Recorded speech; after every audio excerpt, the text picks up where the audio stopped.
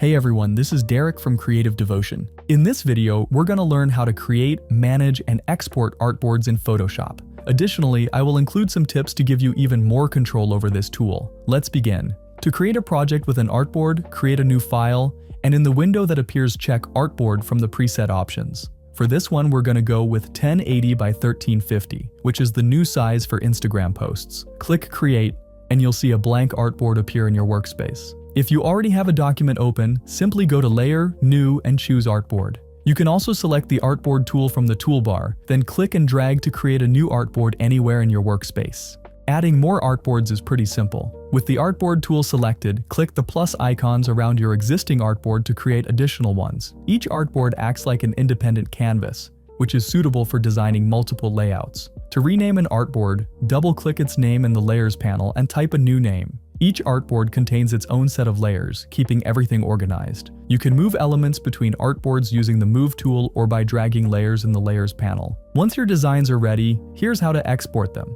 Go to File, Export, and then Artboards to Files. Here you can choose the destination, file format, and a prefix that's going to be added before the artboard name. If you have selected one artboard before opening this menu, you can choose to export only that one. Or if you uncheck this setting, you will export all artboards at once. Now here are a few bonus tips for using artboards more effectively. Hold Option or Alt while dragging elements to quickly duplicate them across artboards. You can enable guides and grids to align elements across multiple artboards. For that, go to View, Guides, New Guide Layout. The Target drop-down menu allows you to choose between the selected artboard or all of them. And once you set that in place, the grids will be visible whenever you select a specific artboard.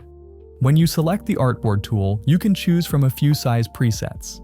If you want to create your own preset, go to File, New, and choose the size and all the other settings. Then check Artboards and click this icon to create a preset. Give it a name, and now whenever you select the Artboard tool, you can find your preset at the top.